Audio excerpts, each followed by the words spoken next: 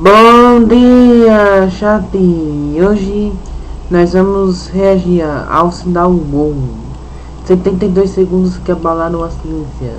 Simbora! Bora lá, carajo! Era noite sem nada de especial. No meio do interior de Ohio, nos Estados Unidos, um radiotelescópio gigantesco chamado Big Ear, que detectou o ET Bilu. Uma área de 3 campos de futebol, fazia o que fazia todos os dias: escutar o céu. Foi mal, procurava sinais que não fossem naturais, sinais que pudessem ter sido enviados por alguém, por alguma coisa, por alguma inteligência lá fora. Antigamente não. Naquela noite o telescópio captou algo, um sinal fortíssimo vindo da direção da constelação de Sagitário, que durou exatamente 72 segundos e depois desapareceu para sempre. Nunca mais foi detectado. Quase 50 anos depois, ninguém sabe o que foi, ninguém conseguiu reproduzir, ninguém conseguiu explicar completamente. E mais bizarro, o cara que descobriu o sinal dos dados impressos ficou tão chocado que pegou uma caneta vermelha, circulou a sequência, escreveu uma única palavra na margem da folha: WOW. WOW. WOW. WOW, WOW, WOW. E é por isso que até hoje a gente chama de sinal WOW. WOW neles. Ó. Aqui. Galera, de todas as curiosidades que eu já trouxe aqui no canal, essa é uma das que mais realmente me fascina, né? Ela realmente é intrigante demais. Porque é real, não é teoria, não é especulação maluca. É um sinal registrado, documentado, publicado e analisado por décadas e que até hoje desafia a ciência. E detalhe, o sinal chegou poucas horas antes do Elvis Presley morrer. O universo mandou uma mensagem e a humanidade está... Será que não era o Elvis Presley mandando a mensagem, velho? Luto pelo Elvis. Timing cósmico. Sei lá, já comenta, você acha que a gente já recebeu alguma mensagem alienígena e simplesmente a gente não percebeu? Quero ver nos comentários agora. Tem uma coisa curiosa que começa a acontecer quando você entra nessa pegada fitness, né? Você começa a prestar atenção em... Vamos pular propaganda. Muita gente se conecta nessa não recebe Deus, pra fazer propaganda. Cocônica. E... Epa, em 1960... tipo assim, por pulei. inteligência extraterrestre... Bom, para entender o sinal WOW, a gente precisa entender o contexto. A busca por inteligência extraterrestre não começou com Hollywood, lógico que não. Começou em 1959 com o artigo científico dos físicos Philip Morrison.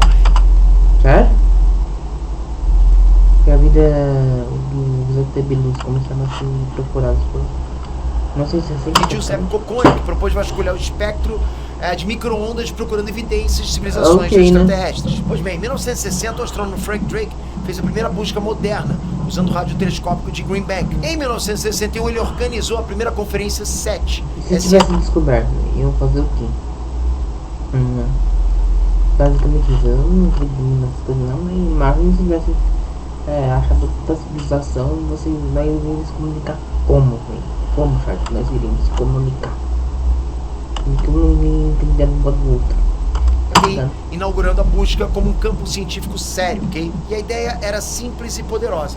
Se existe vida inteligente lá fora, ela provavelmente usa ondas de rádio, assim como a gente. Bom, em 1963 a Universidade Estadual de Ohio construiu o radiotelescópio Big Ear. E cara, esse bagulho era enorme, né? Um refletor plano de 30 metros de altura por 103 metros de comprimento que direcionava sinais de rádio para um refletor parabólico de 110 metros de comprimento por 21 metros de altura. Gigantesco. Isso é mais incrível. Ele foi construído basicamente por funcionários da universidade, voluntários e trabalhadores de meio período. Olha isso. Não era um projeto milionário tipo os telescópios de hoje. Não. Era dedicação pura. Gente que realmente acreditava naquilo, né? Bom, a missão original do Big Ear era... Gente que não tinha mais nada do que fazer, né? Vamos procurar a vida lá fora. Beleza. Partiu. Criar um mapa mais preciso do céu em frequências de rádio. O que a gente vai fazer? E ele cumpriu. Entre 1965 e 1971, ele catalogou quase 20 mil fontes de rádio, sendo que 60% delas eram totalmente desconhecidas. Pô, foi um trabalho monumental. Mas quando terminou o mapeamento em 1972, o telescópio precisava de uma nova. Em 1973, a NASA concordou em financiar um programa de busca por sinais de inteligência extraterrestre usando o Big Ear. Era o programa SET mais longo da história.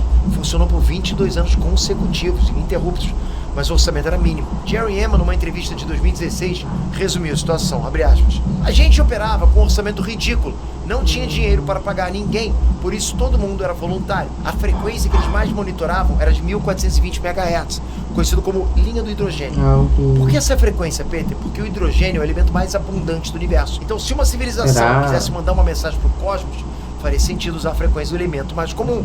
Tipo, escolher o canal de TV que todo mundo sintoniza, tipo isso. É lógica universal. Essa faixa de frequência é tão importante que é protegida E se os internacionalmente. seres de outros planetas não precisarem de água para sobreviver? E aí? Nenhuma De transmissão água. humana pode usar 1420 MHz justamente para manter essa janela limpa para É escuta. tipo, não Ninguém precisa pode de água, entrar que a nessa pessoa frequência e sujar para acabar confundindo alguém, entende? Bom, na noite de 15 de agosto de 1977, o Big Ear captou um sinal nessa exata frequência. Mas ninguém viu na hora. Bom, o telescópio operava automaticamente, controlado remotamente. Ok. Ele podia coletar vários dias de dados antes do computador IBM 1130 ficar sem espaço de armazenamento. Aí um técnico aparecia, resetava tudo e Sim, começava a era próxima nessa rodada escola de aí nessa observação. época. Era a tecnologia da Tem época. alguém? Os dados eram impressos em papel por uma impressora de linha, né? E depois analisados à mão por voluntários. Médicos, advogados, professores, gente de áreas completamente diferentes da astronomia que doava tempo para procurar ET ali naqueles dados, aqueles papéis impressos. Bom, dias depois, o astrônomo Jerry Hammond sentou para fazer o que fazia rotineiramente. O quê? Analisar os dados impressos. O Jerry não era funcionário, ele era voluntário. Ele tinha ajudado a desenvolver o software de busca do telescópio e continuava colaborando mesmo depois que o financiamento principal foi cortado. Então, cada linha do papel mostrava a intensidade do sinal em 50 canais de frequência, com os valores representados em números de 0 a 9 e letras de A a U. O número 1 era fraco. Mas eu acho que uma coisa que é certa, mesmo se existissem, eu acho que a matemática ia ser universal, uma coisa assim, né? Os números ia ser igual em tudo qualquer lugar do universo. Essas porras de luzes.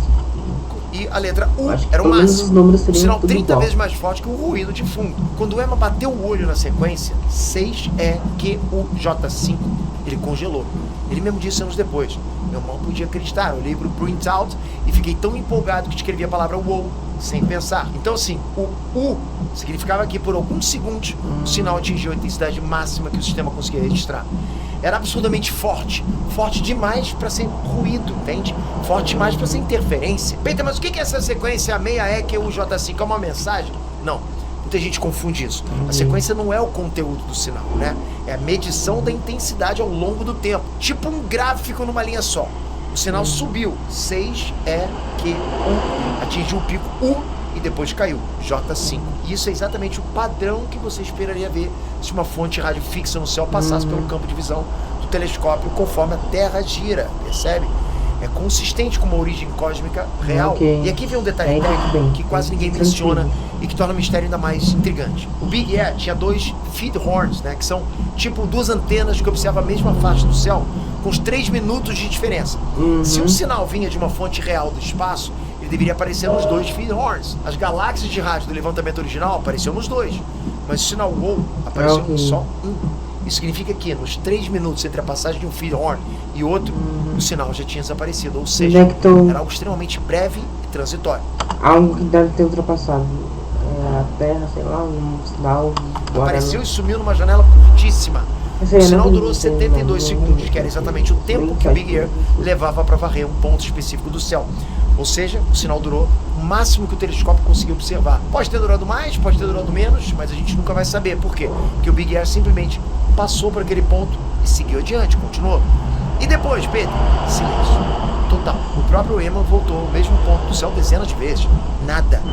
Mirou o telescópio no mesmo ponto, não via mais nada. Outros pesquisadores também tentaram. Um deles, o Robert Grace, passou rapidinho lá, mandou um oi e depois nunca mais voltou, tá ligado? Foi lá comprar cigarro e não voltou mais. Não, chat. tornou o maior especialista independente em busca de follow-up do sinal WOW, né? Buscas de pistas sobre o sinal WOW. O Gray passou anos da vida dele, dedicando anos da vida dele, procurando o sinal de novo, né? Com um telescópio diferente, incluindo o Very Large Array, um dos radiotelescópios mais sensíveis do mundo. Nunca encontrou nada. O sinal simplesmente nunca mais apareceu. O próprio Eman disse, em 1994, a gente deveria ter visto de novo quando procuramos 50 vezes. Algo sugere que era uma fonte transitória, uma coisa que brilhou uma vez. O Carl Sagan, o astrônomo mais famoso do mundo na época, pediu acesso aos dados do Big Ear para analisar o sinal pessoalmente. Ele queria ver aquilo pessoalmente. John Krause, o diretor do observatório, escreveu uma carta respondendo ao pedido. É a prova de que o sinal WOW foi levado a sério pelas maiores mentes da ciência, né? Agora, o que a ciência descartou ao longo desses quase 50 anos? Interferência terrestre, descartada. O sinal não corresponde a nenhuma fonte conhecida de interferência humana. A frequência de 1420 MHz é protegida internacionalmente. Satélites e lixo espacial, descartados. Nenhum satélite conhecido estava na posição correta naquele momento. Erro de software, descartado. Uma reanálise em 2025, agora há pouco tempo, usando reconhecimento óptico de caracteres e mais 75 mil páginas de dados originais do Big Ear, confirmou que o padrão do sinal é natural, tipo uma curva gaussiana. Será mesmo? Será que o design passou de um bug no sistema e os caras acham que é coisa natural da natureza, tá ligado? Aí não passou de um bug no sistema. Perfeita. E não um artefato de computação. Voluntários que preservaram os dados depois que o observatório foi fechado, digitalizaram tudo e passaram por validação humana. Foi a primeira análise computacional profunda dos dados originais. Atividade solar, descartada. O Sol não estava particularmente ativo em agosto de 1977. E a teoria dos cometas, Peter? Bom, em 2017, um pesquisador propôs que o sinal poderia ter sido causado por nuvens de hidrogênio ao redor de cometas passando pela região. Mas essa teoria foi amplamente criticada pela comunidade científica, porque a intensidade não bate. Cometas não produzem sinais remotamente tão fortes. Bom, existe também a hipótese... Os conhecidos, pelo menos, né? Porque pode haver outros que a gente não conhece e ele diz não. de cintilação interestelar, que é a ideia de que um sinal fraco e contínuo poderia ter sido temporariamente amplificado pelo meio interestelar. Tipo, né, a forma como a atmosfera faz as estrelas piscarem. Mas a probabilidade disso acontecer nessa magnitude é extremamente baixa. Outras hipóteses incluem uma fonte tipo farol, que gira e emite sinais em intervalos, ou um pulso único e irrepetível, não dá para repetir. Nenhuma foi confirmada. E aí eu pergunto, se não é nada disso, o que é? A teoria mais recente, publicada em 2024, pelo astrobiologista Abel Mendes, da Universidade de Porto Rico, propõe algo fascinante, cara. Bom, a equipe dele usou dados do radiotelescópio de Arecibo e encontrou sinais fracos, mais parecidos com o WOW, vindos de estrelas anãs vermelhas. A hipótese é que o sinal WOW pode ter sido causado por uma fonte radiotransitória, tipo uma explosão de uma estrela de nêutrons altamente magnetizada. Um magnetar, né, que o sinal passou por uma nuvem de hidrogênio interestelar. Ou seja, pode ter sido uma estrela, não um ET Bilu. Eu acho que faria mais sentido. Não sei, tá ligado? Eu ainda acho que a teoria do bug do sistema e os caras estão achando que é algo lá no espaço. Pode ser também. Lá, a nuvem então teria amplificado o sinal, tipo uma lente de rádio cósmica.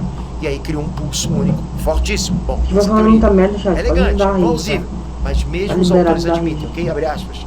Nossos resultados não resolvem o mistério do sinal WOW. E por quê, galera? Porque esse tipo de evento é extremamente raro e depende de um alinhamento perfeito entre a fonte, a nuvem e a Terra. Cara, é tipo você acertar 3 bolas de bilhar em sequência num golpe certo, entende? Além disso, cara, como as nuvens de hidrogênio são fáceis de identificar, os pesquisadores sugerem que pode ser possível determinar a localização exata da fonte original se a gente encontra mais sinais desse tipo. E teve uma reviravolta que quase ninguém sabe, ok? A reanálise de 2025 revelou que o sinal era 4 vezes mais forte do que se acreditava originalmente. O pico real foi de 250 Janskys, não de 60 que se calculava antes. Isso então torna o sinal WOW ainda mais difícil de explicar por meios naturais. Nenhuma nuvem de hidrogênio conhecida produz sinais dessa intensidade, com essa magnitude. E para deixar isso ainda mais bizarro, galera, o astrofísico Avi Loeb, de Harvard, ele publicou um artigo em setembro de 2025, sugerindo que o sinal WOW pode estar conectado ao objeto interestelar 3I Atlas, ok? Vocês lembram, né, do Avi Loeb, né? Você sabe. Em agosto de 1970... Mas o 3I Atlas foi descoberto em 2020, né? 2021. 2023, né? Sei lá, 2021. Não, foi 2021, né? E 7, quando o sinal foi detectado, o 3I Atlas estava uma distância de 600 vezes a distância Terra-Sol, mas numa posição do céu muito próxima de onde o sinal veio. Coincidência? Provavelmente. Mas Loeb é o tipo de cientista que não descarta nenhuma possibilidade, né? Incluindo a artificial. Sabe o que dói nessa história? O sinal mais importante da busca por inteligência extraterrestre foi captado por um telescópio operado por voluntários com orçamento ridículo. E aí, quando veio a hora de investir mais, o governo americano cortou o financiamento. Em 1993, o Congresso dos Estados Unidos decidiu que a busca por inteligência extraterrestre não merecia dinheiro público. O Big Air perdeu $100 mil anuais da NASA, mais $50 mil que seriam usados para um instrumento novo que poderia ter dado uma sobrevida ao telescópio. Bom, e aí, infelizmente, o Big Air foi demolido em 1998. Muito mais além do que WOW, chat. Aquela foi de verdade ou era um bug no sistema? Para dar lugar a um campo de golfe. Exatamente. Sim, o telescópio captou o sinal mais misterioso da história da busca por inteligência extraterrestre. Virou um campo de golfe em Delaware, Ohio. Se isso não é a coisa mais humana que existe, eu não sei o que é, ok? O próprio Ehrman nunca cravou uma conclusão. Ele disse, abre aspas, nenhuma conclusão foi possível, além de que o sinal certamente tinha o potencial de ser um sinal de inteligência extraterrestre. Repara na formulação. Ele não disse que era, ele disse que tinha potencial. É a postura científica perfeita. Honesta, cuidadosa, mas tipo sem fechar a porta, né? Tipo, deixou uma brecha. Pode ser. A história do sinal WOW está longe de acabar. Ele vai ser apresentado na Conferência de Astrobiologia da NASA em maio de 2026, com novos resultados da equipe de Arecibo. E a banda Muse, não sei se você conhece, vai Sério, lançar um álbum chamado WOW Signal em junho de 2026, o que mostra que esse mistério transcendeu a ciência, virou até a cultura pop, tanto é que tá aqui nesse canal, né? Quem é que não gosta disso? Se o sinal fosse detectado hoje, ok? O Allen Telescope Array do SETI Institute conseguiria alertar astrônomos instantaneamente, e aí permitiria que eles rastreassem a fonte em tempo real. Em 1977 não tinha essa tecnologia. O sinal veio e foi embora, e a gente só ficou sabendo dias depois. E eu vou ser sincero com vocês, Pedro, eu quero que seja alienígena, seria bom demais. Todo mundo quer, mas os cientistas... Até a hora deles virem nos colonizar. Aí ninguém vai querer não. dentro de mim sabe que provavelmente não é. Provavelmente é um fenômeno natural raro que a gente ainda não entende completamente. Só que, cara, esse provavelmente é o que mantém o mistério vivo. Porque em 48 anos ninguém provou que não é. Entende? Ninguém provou. Enquanto essa porta tiver uma fresta aberta, a pergunta continua no ar. E se, naquela segunda-feira de agosto de 1977, alguém lá fora realmente tentou falar com a gente? E se for um ser humano do futuro? Já parou pra pensar nisso? E eu te pergunto, se a gente confirmasse amanhã que o sinal WOW foi uma mensagem alienígena, o que você faria? Como que o mundo reagiria?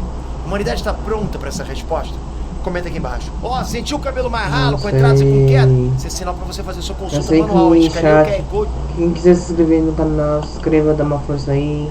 Quem quiser ajudar o canal também, doando 50 centavos, R$1, o Pix tá aí na descrição. Eu vou ficando por aqui, espero que vocês tenham gostado do vídeo. É isso, valeu, falou, fui!